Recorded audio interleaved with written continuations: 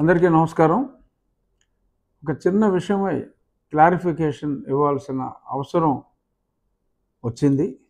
ఈరోజు సాక్షి మెయిన్ పేపర్లో నా నియోజకవర్గంలో ఒక గ్రామంలో పాములపర్రు, కోలమూరు అనే 2 గ్రామాల మధ్యన ఉన్న పొలాలకి వెళ్ళే ఒక రోడ్డు గురించి చాలా అన్యాయంగా మరి పోలీసులు కానీ నేను కానీ వ్యవహరిస్తున్నట్టుగా మరి almost 1/8 page in the main edition వాళ్ళు వేయటం జరిగింది. జిల్లా ఎడిషన్లో అయితే నేను పట్టించుకోకపోయేవాడిని, ఎందుకంటే జిల్లాలో అందరికీ ఏం జరుగుతుందో అనేది అవగాహన ఉంటుంది కాబట్టి. బట్ ఇది రాష్ట్ర వ్యాప్తంగా మరి వాళ్ళకి ఎంతో కొంత సర్క్యులేషన్ ఒక 5-6 లక్షలు ఉంది కాబట్టి అపార్థం చేసుకోకుండా ప్రజలకి నా వివరణ ఇవ్వవలసిన బాధ్యత నాపై ఉంది కాబట్టి నేను ఇచ్చిన వివరణని సాక్షి వారు ఒకవేళ రేపు ప్రచురిస్తే సంతోషిస్తాను. అది వివరణ ఇవ్వాల్సిన బాధ్యత ఉంది. ఆ న్యూస్ హెడ్లైన్ చదువుతా.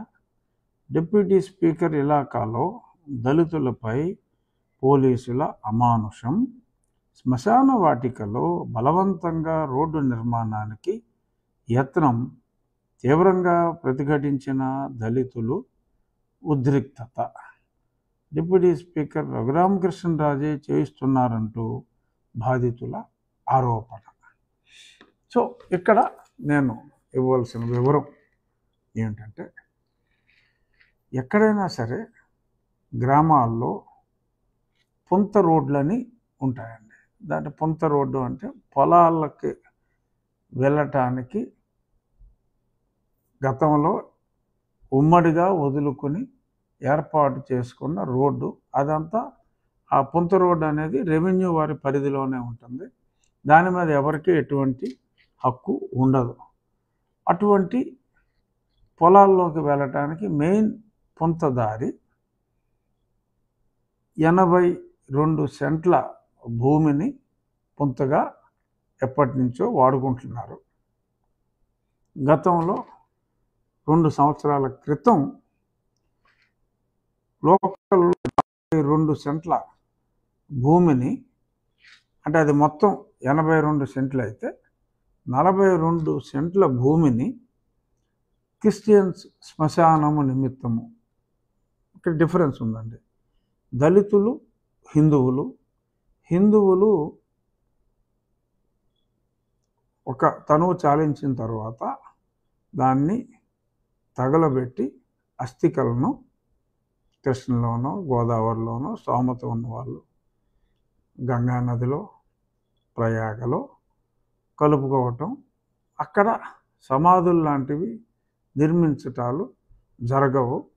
సో ఎక్కడైనా సరే హిందువుల శ్మశానం చాలా తక్కువ స్థలంలోనే, అంటే కార్యక్రమాలు నిర్వహించుకోవడానికి, పూజలు చేయటానికి కొంత స్థలం అవసరమైనప్పటికీ కూడా ఓవరాల్గా స్థలం రిక్వైర్మెంట్ ఒక్కో గ్రామంలో ఒక అరెకరం, కొన్ని చోట్ల 25 సెంట్లు అలాగే ఉంటుంది.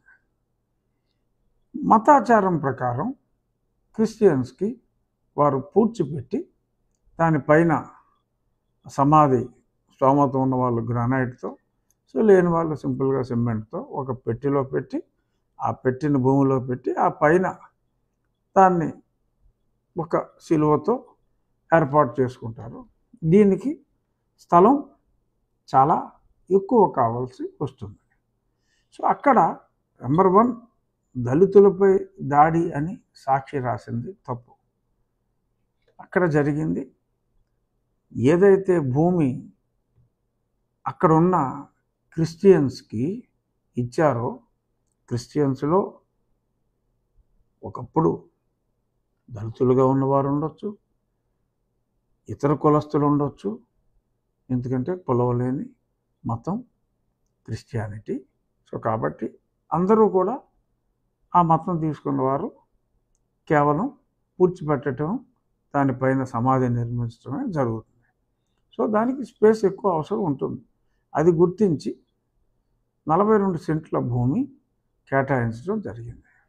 కానీ ఆ పక్కనున్న 38 సెంట్ల భూమి ఈ పుంతకి, అంటే పుంత మార్గాన్ని యాక్చువల్గా పుంతనివ్వడానికి లేదు, అయినప్పటికీ అప్పుడు కలెక్టర్ గారు ఇచ్చారు, ఓకే, రెవెన్యూ అధికారులు ఇచ్చారు. సో ఆ దారిలో వెహికల్స్ వెళ్ళటానికి ఇంతకంటే అవసరం లేదు అని చెప్పి వారు నిర్ణయించుకున్నారు, ఇచ్చారు, అది తప్పులేదు.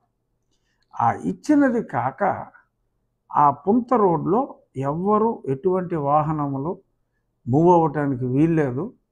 వేరే పొలంలోంచి మీరు వేసుకుంటే దారి వేసుకోండి, ఇది మా సమాధులు నిర్మించుకోవటానికి, మా మతాచారం ప్రకారం మా సమాధులు నిర్మించుకోవటానికి, అది శ్మశానం, హిందూ శ్మశాన వాటిక కాదు. సమాధులు నిర్మించుకోవటానికి మాకు ఎక్కువ స్థలం కావాలి, కాబట్టి కేటాయించిన స్థలం కన్నా ఆ పక్కన ఉన్నది కూడా మేము మా క్రిస్టియన్ శ్మశాన వాటికగానే మేము భావిస్తున్నాం, మీరెవరూ రావటానికి వీల్లేదు, మీ పొలాల్లోకి మీరు వెనక పొలాల్లోకి వెళ్ళాలి అంటే మీరు పక్కనున్న రైతుల పొలాల్లోంచి దారేసుకెళ్ళండి తప్ప ఇది కుదరదు అని చెప్పంటే, ఆ రైతులందరూ వారి సమస్యని నా వద్దకు తీసుకొస్తే నేను ఎంఆర్ఓ గారికి వారికి ఏదైతే 42 సెంట్లు కేటాయించారో ఆ భూమిని మీరు ఇయర్ మార్క్ చేసి ఆ పక్కనున్న భూమిని, అదే ఒక చిన్న పుంత మార్గం, కనీసం ఒక ట్రాక్టర్ అయినా వెళ్ళే విధంగా వీళ్ళకి ఇయర్ మార్క్ చేయకపోతే మొత్తం భూమిని వాళ్ళే తమదిగా భావించి అక్కడ కూడా ఈ సమాధులన్నీ వచ్చేస్తే చాలా ఇబ్బంది పడతారు, రైతులు ఇబ్బంది పడతారు. సో కాబట్టి ఉన్న వారికి కలెక్టర్ గారు అలాట్ చేసిన భూమిని వారికి ఇచ్చి ఆ పక్కన రైతులకి ఇబ్బంది లేని విధంగా, వెనకాల చేపల చెరువులు ఉన్నాయి, వరి పొలం ఉంది. సో కాబట్టి ఆ వెహికల్స్ వరి అయితే ధాన్యం తెచ్చుకోవాలి, మరి చేపల చెరువులు అయితే డైలీ మేత వేయాలి, ఇవన్నీ ఉన్నాయి. కాబట్టి వారి హక్కులకి భంగం కలిగించకుండా వీరికి ఇచ్చిన దాన్ని ఇబ్బంది లేకుండా రెవెన్యూ వాళ్ళని విడగొట్టమని పంపిస్తే వాళ్ళు తీసుకెళ్ళిన పరికరాలని అక్కడికి వచ్చి ఆ పరికరాలని తీసి పక్కనున్న కాలువలోనే ఎక్కడో విసిరేసి రివర్స్లో దాడి చేసి ఒకళ్ళిద్దరు వ్యక్తులు, సొమ్మసి వెళ్ళాలంటే ఏముందండి, కళ్ళు మూసుకుని పడిపోతే సొమ్మసి వెళ్ళిపోయారంటారు. సో ఊరికేనే మరి అలా కళ్ళు తిరిగి పడిపోయినట్టుగా నటిస్తే వీరు నిన్న ఎండ 38 డిగ్రీలు ఉంది అక్కడ, వీరు తీసుకెళ్ళి చొక్కా వేసుకున్నప్పటికీ ఆ రోడ్డు మీద పడుకోబెడితే మరి తార్ రోడ్డు సర్రని కాలుతుంది కాబట్టి ఏదో కొద్దిగా కాలిన వెంటనే వాళ్ళు లేచిపోయారు. వాళ్ళని హాస్పిటల్కి కూడా తీసుకెళ్లారు, ఎటువంటి గాయాలు ఏమీ లేవని చెప్పి వాళ్ళు ఉల్లాసంగా ఉత్సాహంగానే ఉన్నారని చెప్పి డాక్టర్లు తీర్మానించారు. సో అంతా సజావుగా ఈరోజు కాకపోతే రేపైనా జరుగుతుంది. ఇక్కడ చెప్పవలసింది ఏంటంటే, సాక్షి వారికి దళితులపై దాడి అన్నది పచ్చి అబద్ధం. ఎవరిపైనా దాడి లేదు, దళితులు వారు అసలు కానే కారు. వారి మతాచారం ప్రకారం మాకిచ్చిన స్థలం కాదు, మాకు ఇంకా స్థలం కావాలి, ఏదైనా సరే మేము తీసుకుంటాం, అడ్డొచ్చిన అధికారులని కొడతాం, మేమే తనులు తిన్నట్టుగా పడిపోతాం, సాక్షి పేపర్లో వాళ్ళు రాస్తారు అనే ఈ దురుద్దేశాలు సమంజసం కాదు. గౌరవనీయులైన సాక్షి యాజమాన్యానికి నేను చెప్పేది ఏంటంటే, వచ్చి గ్రౌండ్ రియాలిటీ చూడండి, ఆ పేపర్స్ వెరిఫై చేయండి.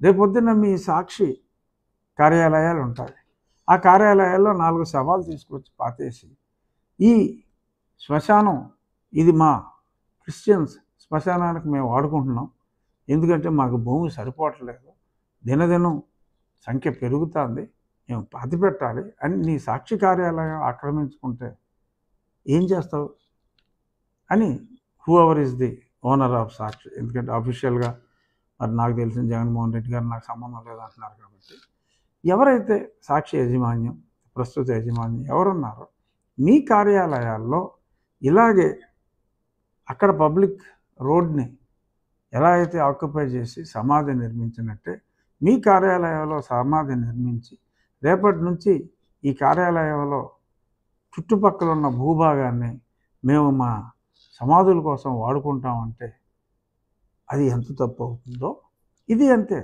రిప్రజెంటేషన్ ఇవ్వండి. ఇంకెక్కడైనా ఖాళీ స్థలం ఉంటే ఎక్కడైనా సరే వారికి ఖననం చేయటానికి ఏర్పాట్లు చేసుకోవచ్చు. ఈ పొలానికి ఇదే దారి. సో కాబట్టి ఈ దారిని మూసేస్తే వెనకాల ఉన్న పొలాలన్నీ నిరుపయోగం అయిపోయే ప్రమాదం ఉంది. కాబట్టి రైతుల ఆవేదనని గమనించి వీళ్ళ భూమిని టచ్ చేయకుండా న్యాయం చేయమని చెప్పి నేను ఎంఆర్ఓ గారికి చెప్పటం జరిగింది. వారిని అక్కడికి రానివ్వకుండా వీరు చర్యలు తీసుకుని రివర్స్లో నేను దాడి చేసినట్టుగా మాట్లాడటం సాక్షి యాజమాన్యానికి సమంజసం కాదు అని నేను తెలియజేయటం కోసం ఈ వివరణ ఇవ్వవలసి వచ్చింది. ప్రజలు అంటే చాలామంది సాక్షి పేపర్ చదవకపోవచ్చు, బట్ ఆ చదివిన కొద్దిమంది నన్ను అపార్థం చేసుకోకుండా ఈ నిజం చెప్పవలసిన బాధ్యత ఉంది. నో డౌట్ మీకు శ్మశానానికి ఎక్కువ స్థలం అవసరం అవుతుంది. ఎందుకంటే అనుదినం పుట్టివాళ్ళు పుడుతూ ఉంటారు, చనిపోయేవారు చనిపోతూ ఉంటారు. వారి అవసరాల కోసం కావాలి అంటే ఇది పద్ధతి కాదు. ఎక్కడైనా స్థలాలు మీరు కొనుక్కోవచ్చు. చర్చ్ ప్రాపర్టీస్ చాలా ఉన్నాయి.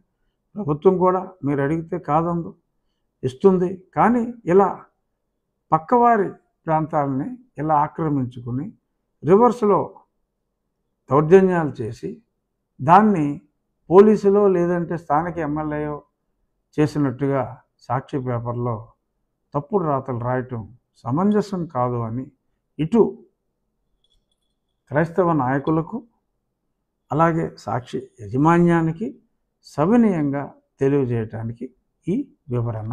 ధన్యవాదాలు. Thank you.